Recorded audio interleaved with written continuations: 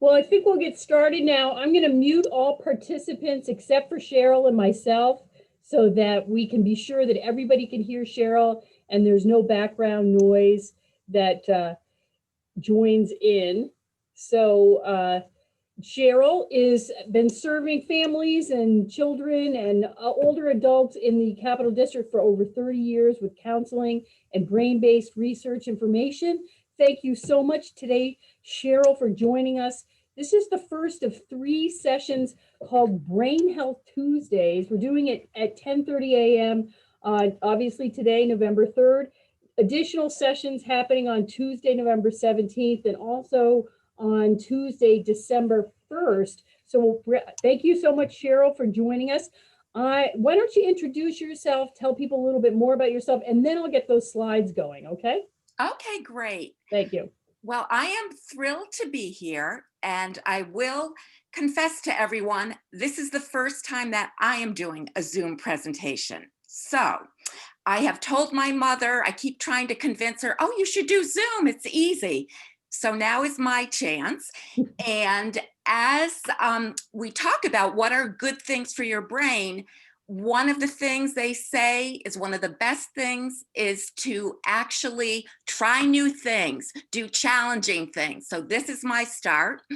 I am a licensed clinical social worker, and for most of my career, I worked with younger people. I worked for Capital Region BOCES for 26 years as a school social worker, and I also did private practice. And then about 4.5 years ago, I retired, not knowing what I was going to do. And unfortunately, right after I retired, my father became ill. And that was in November of 2016. And for the next 2 years, I luckily was not working, so I was able to be with him and spend a lot of time with him. He was in Kingsway nursing home actually for 6 months, and it was such a positive experience that I said someday I want to come back and do presentations. And actually, it was after he passed away, I decided that what I really wanted to do was learn more about the senior brain and things you can do to take care of the senior brain. And since that time, I've been doing trainings and workshops in libraries, senior centers. I've never done a Zoom, so this will be very interesting, but I'm thrilled to be here today.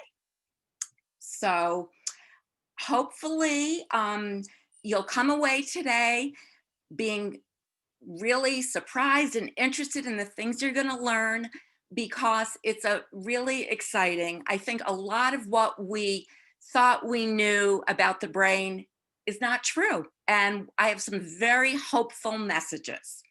So I look forward to being with you for the next half hour. So we'll go to the next slide. And the next slide is, and we'll go to the next slide. Okay, I just want to talk a little bit about brain science and why we know so much. The 1990s were actually considered, they were called the decade of the brains because what was called a functional MRI was developed, which meant that finally we could study the brain by looking inside the brains of people when they were alive. Before that, it was not until after somebody had passed away that they would look at the brains. And every day there are new findings and incredible findings. And if we'll go to the next slide, and you can see that now we can learn about the brains of babies, of teenagers, of seniors, we can see how people learn. And because of our new advanced technology, and something that I read that I thought was fascinating was they now can even see inside the brains of dogs. And I have a brother whose dog is, well, I consider him my nephew. But he told me about a study that was done where they trained dogs to remain still. So they could actually put them in a functional MRI and look at the brain of a dog. And what they found, when, we always talk about how when people see their pets, it makes them feel happy, and they produce what they call oxytocin, which is considered the love hormone. Well, now they actually were able to look at dogs. They did a study when they showed the dog, they had a stranger come in, someone they sort of knew, and then the owner.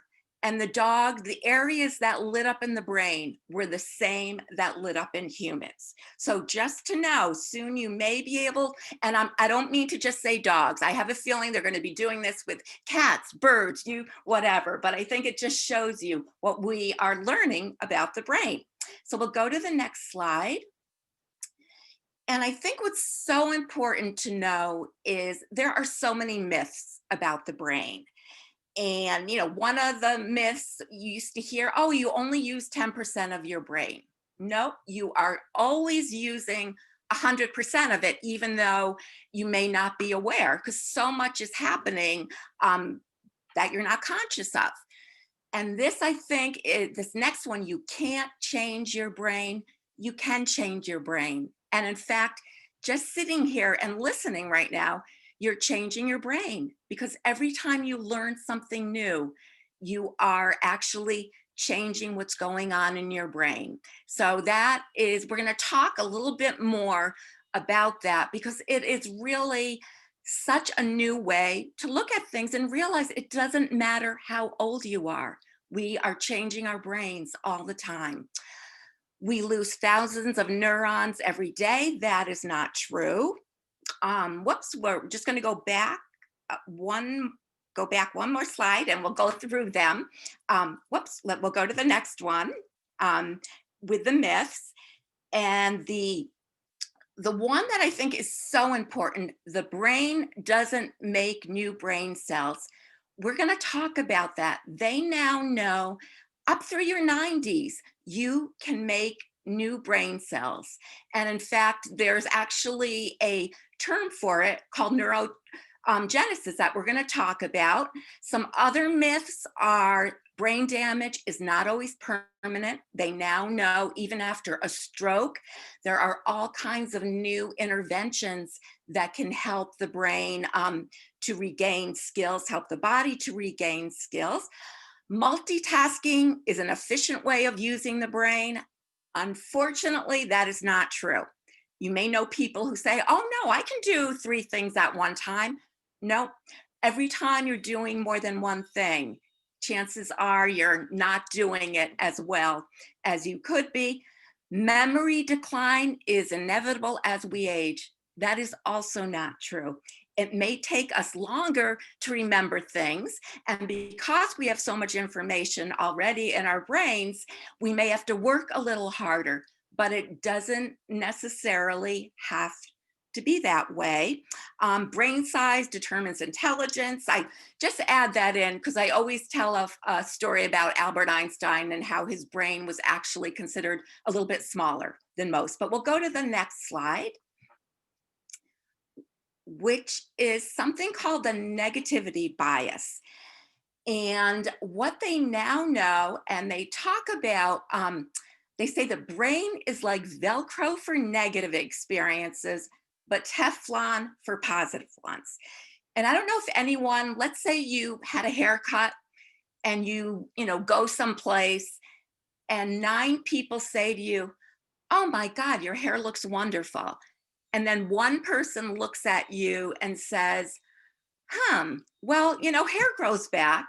All you're going to remember and probably think about is that one negative thing, because it turns out that our brains are actually we're hardwired as when we were cavemen and needed to be on the lookout for danger and negative things all the time.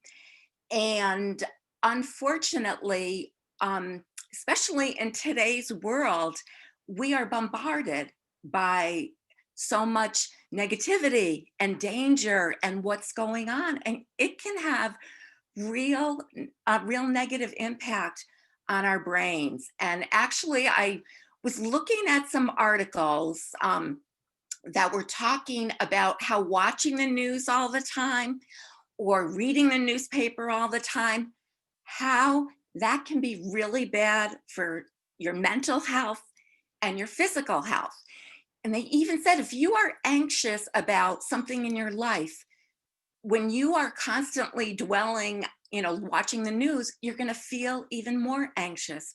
And they really recommend what they call media vacations to make sure that you are not constantly watching the TV or reading or looking online because, unfortunately, newspapers, media, they want to keep people interested, and they understand that negativity draws people in more. So we have to work really hard at trying to balance that out. And along with when we talk about negative things and positive things, next workshop, I'm going to really be talking about how they now know being positive and being more of an optimist, how it really helps keep your brain healthy. And we're going to talk more about that. But I've also seen some research studies that say it takes 5 positive experiences to undo 1 negative one. So what they know is that negative and painful experiences impact the brain much more than pleasurable ones. So that's why if you are, let's say, somebody who watches the news, you need to balance it out by maybe watching funny, comedy shows. Or I know for me, I love watching the videos of babies and dogs and cat videos and just things that make you smile and laugh, because that is such a key thing, especially in today's world. So we'll go to the next slide. And when I talked about how you can grow new brain cells and you can change your brain, well, they now know there's something called neuroplasticity, and that your brain is flexible and rewires itself according to the experiences. And you can actually change your brain. And they do talk about, obviously the younger brain up until about 18, maybe it is easier to learn things and to make changes, but it is really right through your life. What you choose to do will determine what happens with your brain. And the first way they learned about neuroplasticity, believe it or not, was because of London taxi drivers. And normally I would show a video right now, but instead of showing the videos, I have put together, and you're going to be able to get this, it will be sent to you if you want it, a resource list that will have links to some the videos that I'm going to talk about. Will also have some great websites to have great articles and activities about the senior brain. And they include AARP has a Staying Sharp program that is great. Something I'm going to talk more about called the Dana Alliance for Brain Initiatives. And I also have a lot of great books that are listed that really talk about ways to keep your brain healthy as we age. But the London taxi drivers, and you will see this when you watch the video, it turns out that they are not allowed to use maps. They have to memorize, I think it's like 25,000 streets and landmarks, and it will take them years to do that before they're able to actually go and drive one of the cabs. And they actually call it the knowledge, that someone has to go through learning the knowledge. Well, some neuroscientists heard about this and thought, you know what? I want to, do some studies, because I wonder what happens to their brains if they have to, practice and memorize things. Well, what they ended finding out is that the part of the brain that has to do with memory and learning, and it's called the hippocampus. That is actually, unfortunately, one of the first parts of the brain that when people start to have memory issues and when people are very stressed, that gets affected. Well, they actually found that in these taxi drivers, their hippocampi, or there you have two of them, or the hippocampus was larger and had more cells. And what they found is the taxi drivers, the longer they had been driving, the bigger their hippocampus.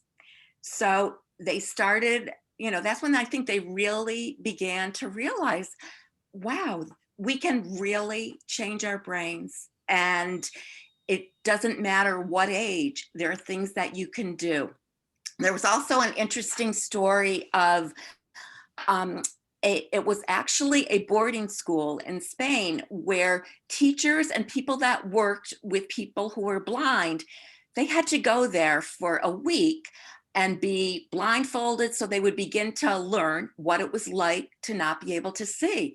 Well, a neuroscientist heard about this, decided to do a study, and found that within a few 2 days of being blindfolded, the part of the brain, the visual cortex, started to get used for other things. And they say that real estate is very valuable in your brain.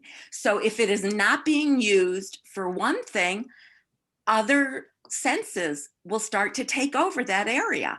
And what they found is people, their sense of touch, their sense of hearing started in these blindfolded people, started to get better. And that area of the brain was taken over by those senses within 2 days. After a week, they took the blindfold off, and within, I think they said 12 to 24 hours, when they looked at brain scans, it went back to how it was. The visual cortex was being used for sight again. So these are just studies that really show how other parts of the brain will compensate. They have found people with brain injuries, people who have a stroke, that certain areas of the brain will kind of take over to compensate for that, which is how people can learn new skills and new ways of doing things. I'll go to the next slide now. And the term that I talked about, this production of new brain cells or new neurons, it's called neurogenesis. And although they say it is most abundant before birth, scientists now show that adults can grow new brain cells, new neurons throughout their lives. And we're going to talk about what are the best ways to grow these new brain, the brain cells. And you're going to find that you're probably, a lot of the things we're going to talk about, your doctor is already talking to you about. Things like exercise, diet, social connections, and we're going to be learning more about that. So let's go to the next slide. And I think this is such a key. Experts say that only about 30% of physical aging is traced to our genes. The rest of it is up to us, and that there is a lot that we can do to take charge of our brain health and maintain our cognitive fitness, no matter how old you are. And I think this kind of goes against what a lot of people have felt, that especially when we talk about certain diseases, Alzheimer's, that people believe, well, it's in my family, it's genetic, there's nothing I can do. They are now realizing more and more how our lifestyles, how much that determines whether or not we end up with Alzheimer's or other cognitive difficulties. And there is a wonderful study that was done.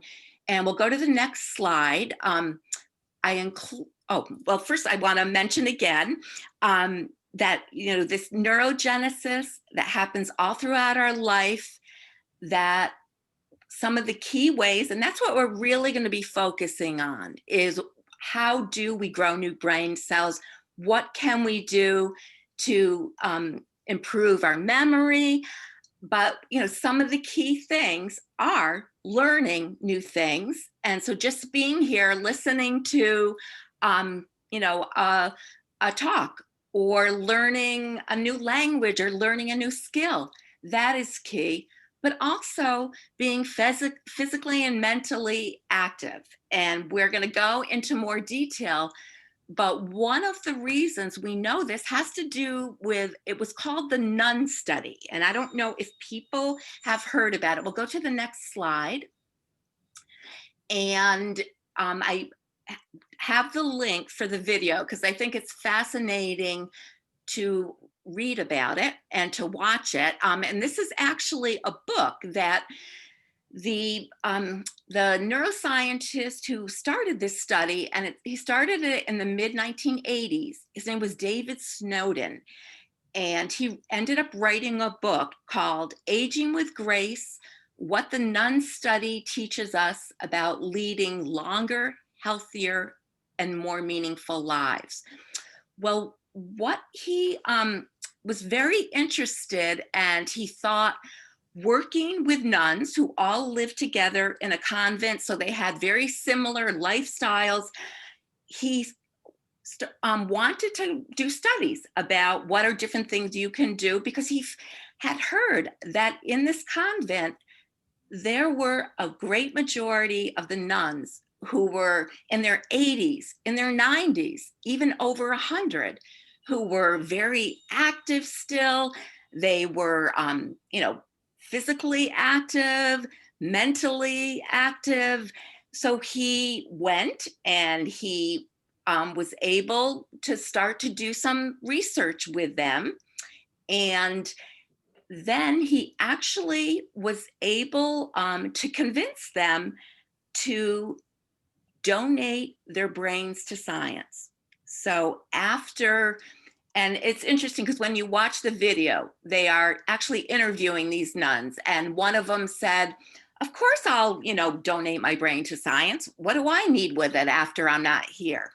Well, this meant they could actually study the nuns while they were alive, but also after they had died, look at their brains.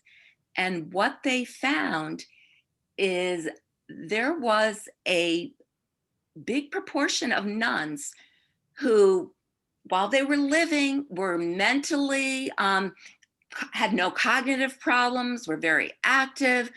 Well, after they died and they looked at their brains, they found that their brains had all the signs of having full-blown Alzheimer's, the plaques, the tangles, and that they could not understand, like, this didn't make sense. How come these nuns were able to function so well, even though their brains showed all of these physical signs?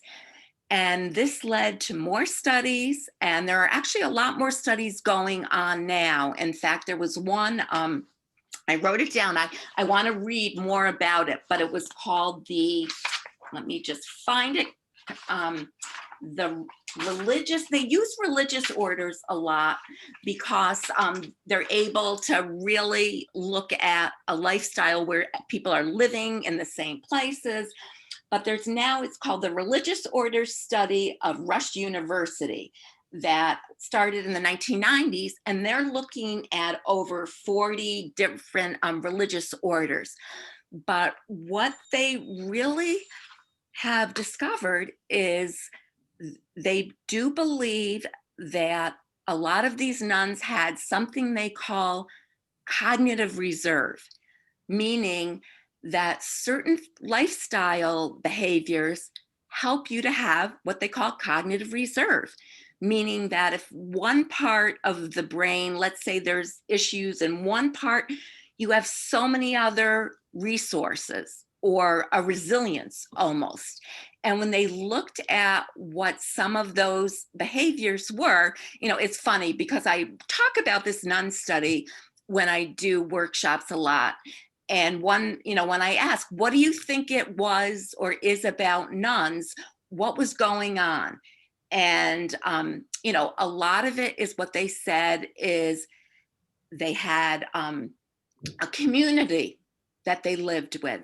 There were people around all the time.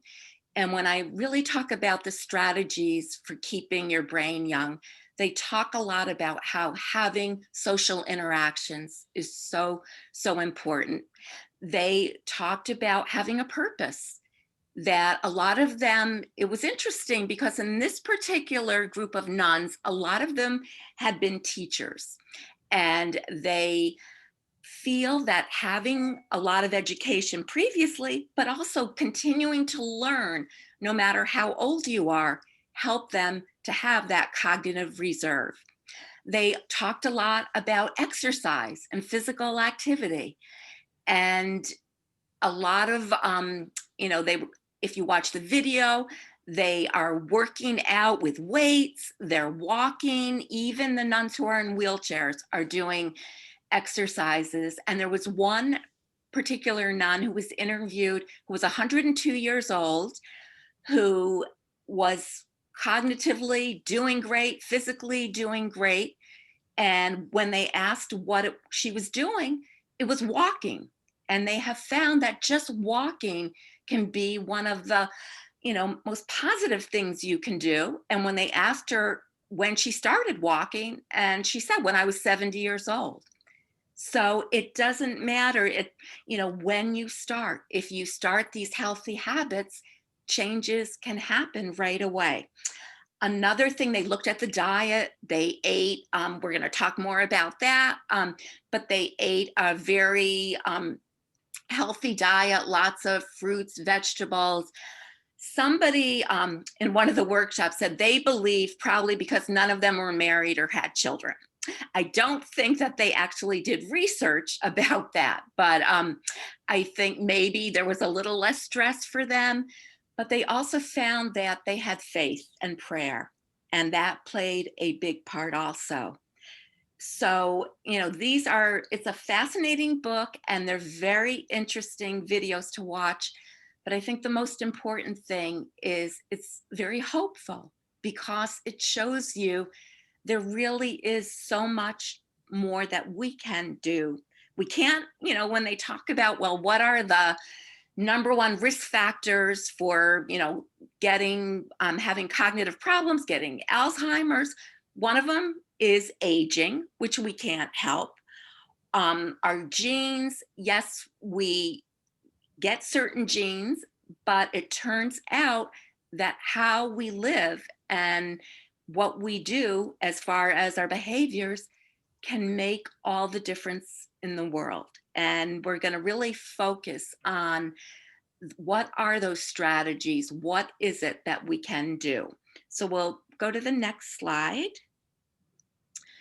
And I think, the key thing is that they now realize that brain health includes taking care of both your brain and the body. And I think we used to see things as very separate, that, you have to, your brain health has nothing to do with what's going on physically. Now we realize the two are so interconnected. And we'll go to the next slide. And there is a wonderful, wonderful resource. And it is on the resource list you're going to get. And if I was there physically, I would be passing this stuff out. But this is, and I'm going to just hold it up, but I realize you may not be able to see it very well, and especially because I think it's probably backwards. But it's a booklet called Successful Aging and Your Brain.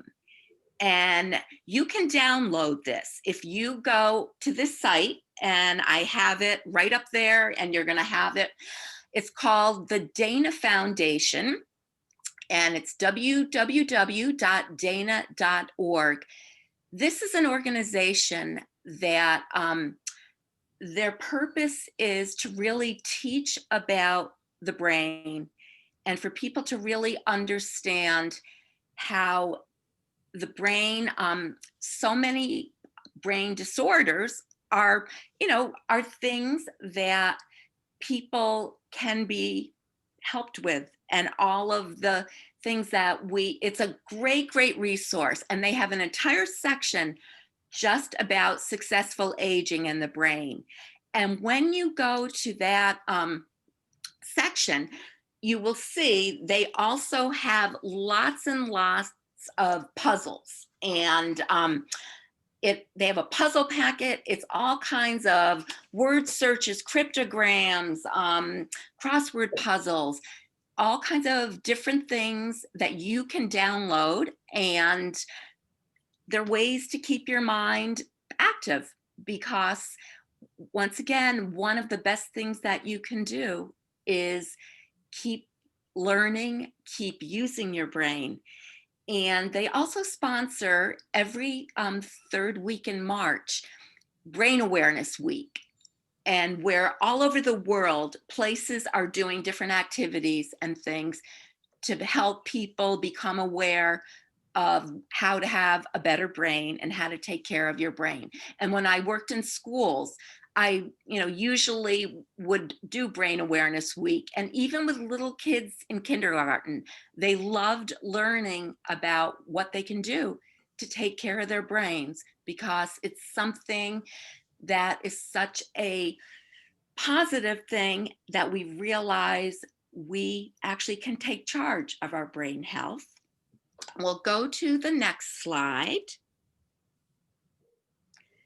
And in this book, the Staying Sharp book on successful aging in your brain, they go in detail to some different ways of taking care of your brain.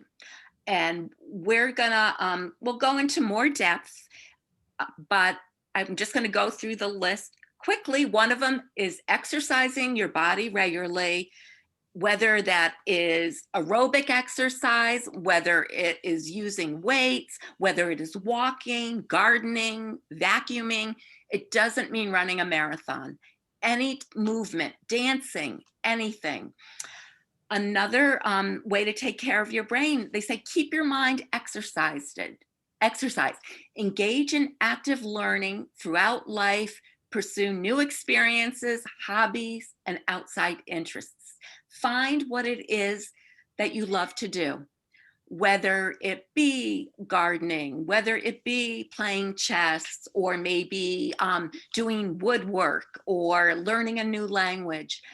These are ways, and these are probably, they say probably the three best ways to grow new brain cells is exercising your body physically, learning new things, and the third one, staying socially engaged with friends, family, and community. That social interactions is so key.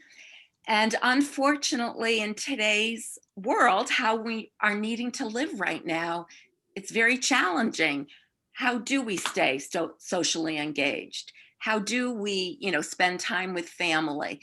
And it may have to be finding new ways of doing it, like over the computer, which is definitely different. Definitely different.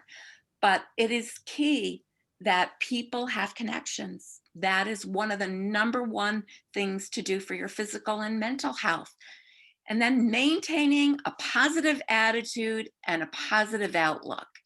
And I know from my mother is one of these people that it is the glass half full or the glass half empty. And she's one of those who says, well, I'm a pessimist because that way I'm never disappointed. If I expect the worst to happen, I won't be disappointed. But unfortunately, being negative and always thinking the worst has real detrimental effects on your body, on your stress levels, and cognitively.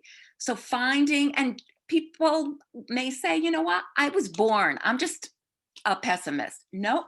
People can change your attitudes and your outlook. And we're going to really focus on that at the next workshop on how do you learn to be more positive, especially when there's so much going on in life that makes it very difficult. How do we learn to be able to focus on the positive things? Then another thing they talk a lot about is taking steps to manage stress, because we now know that stress, especially chronic stress, it's not only the cause of many physical illnesses, but they know that it actually can shrink your brain. They've done studies with children who were living in very difficult circumstances with poverty. And what they found is the part of the brain that has to do with memory and learning, that hippocampus, was actually smaller.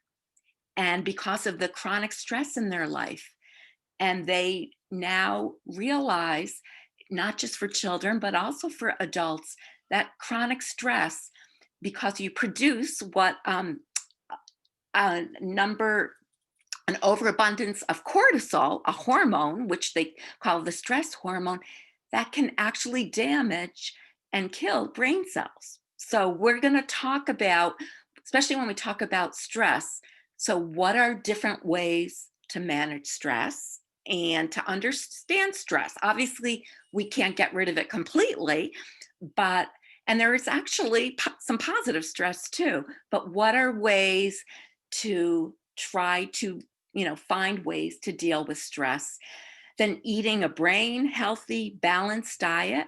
We'll go more into detail about that. But everything your doctor is probably telling you to do for your heart or your to have good physical health, it's probably the same for your brain health, from vegetables, not a lot of fats, sugars, but we'll go more into that. Taking care of your physical health, meaning your blood pressure numbers, your weight, cholesterol. What they now know is there is a very big correlation between people having cardiovascular problems and Alzheimer's and other dementias. So what are ways to take care of your physical health? And this last one, which people don't always want to hear, because a lot of people, unfortunately, in our world don't get enough sleep, but getting adequate sleep is probably one of the key things you need to do to have a good for your brain, for your body, but also cognitively. And they talk about how most people aren't getting enough sleep. And they do see a correlation also. People who develop cognitive issues or Alzheimer's often do not have had a lot of issues with sleep, but also, unfortunately, sometimes when you have some of those other cognitive issues or Alzheimer's, it then interferes with sleep. So it becomes this cycle, but we're going to talk about sleep in more detail next week also. So we'll go to the next slide. And I just do want to, I figured today, since we weren't going to have much time to go into a lot of detail with all of the factors, I would at least talk about some of the most important, and that whole idea of exercising your body regularly. And they now know that when you exercise, you actually produce something, a chemical that's called Miracle Grow for the brain. It's called BDNF, or brain-derived neurotrophic factor.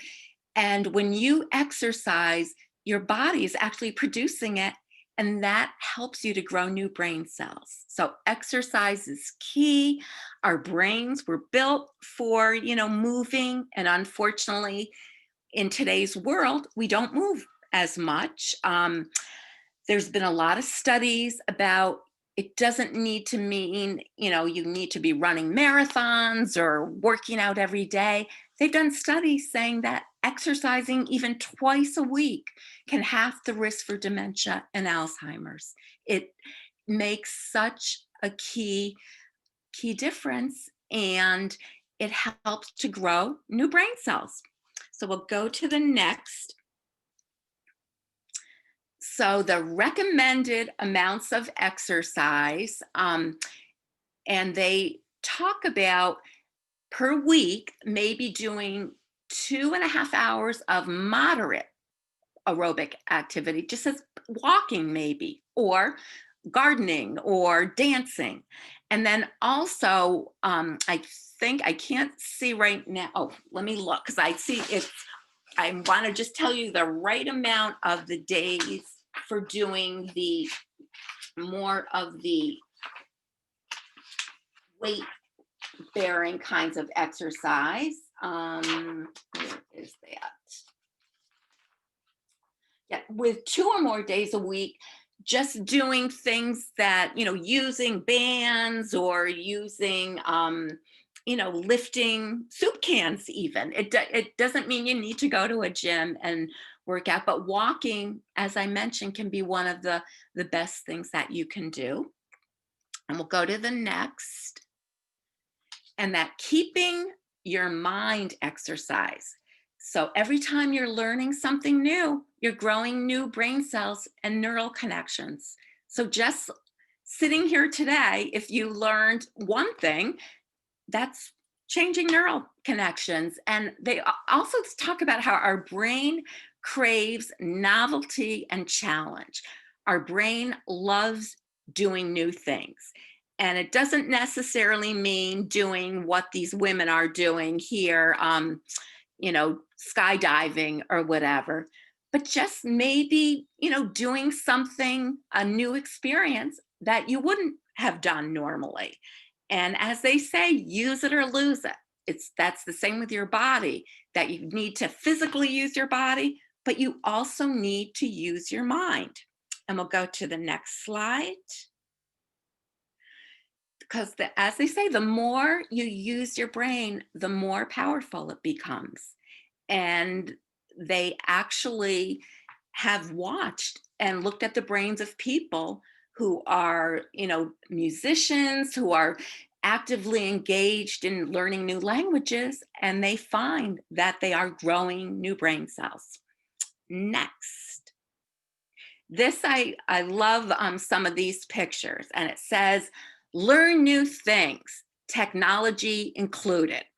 And this one little guy, no grandma, listen, double click the internet explorer icon. It's amazing how even the youngest kids now get computers. And I love this one with the lady saying, Bluetooth? No, sweetheart, I have dentures. So learning computer and doing a Zoom conference, I mean, that is learning new things. I was going to put off doing it, and I'm doing it, and it's different, and hopefully it's helping my brain a little bit. So we'll go to the next one. And as I mentioned, the third most important thing is staying socially engaged with friends, family, and community. And what they are finding is that social isolation, in fact, I've actually read, they're saying it's the #1 public health crisis going on, that not having other people to connect with, not having someone to talk to, can lead to depression, it can lead to mental health issues, it can lead to cognitive decline. So that having connections and protecting yourself from negative people also, and we'll talk more about that when we talk about why being an optimist and trying to be positive is so important. We'll go to the next slide. What they have found is that the strongest mediator of stress is positive relationships, that good relationships make everything easier. And it's interesting, when they have looked at people they've actually looked at siblings who grew up in the same house where there are a lot of challenges. Maybe there was poverty, abuse, addiction. They looked when they got older, one of them may become very successful. One of them doesn't, may end up in prison. What was the difference? What they have found for those people, there was at least one positive adult relationship. So that having a relationship is so key. So we'll go to the next slide. And I'll mention once again about how loneliness, that they are finding that, and I read a study that said lacking social connections can be as damaging to our health as smoking 15 cigarettes a day. I don't really know how they actually did that study, but what we do know is having social ties is key. And loneliness is, they're saying a bigger, greater public health hazard than obesity. And in some countries, and I know England especially, is so focused on this issue that they actually even have, I think he's called like the Lord of Loneliness, or he's in their government, and he's a parliamentary member, and his focus is on just dealing with loneliness and starting programs to help deal with that. So we'll go to the next, and we're going to be talking more about this, but having a positive attitude and a positive outlook, definitely they have found that it reduces levels of stress hormones, that you have greater, if you're a positive person, the areas that are stimulated by meditation, and they talk a lot now about how meditating and mindfulness are good for your brain. Well, just being positive, those same areas actually are stimulated just by being positive. And that it also, people, when they're positive, they have more compassion for others. They definitely have lower rates of anxiety and depression. And, we will talk about, well, how do you become more positive? Because it's just saying, all right, I'm going to be more positive. It's not always easy to change ways, but we'll discuss that more next week. And we're also going to be discussing a lot in the next workshops, ways to manage stress. And we will go to the next slide. We're going to talk a little bit more about how important a brain healthy diet is.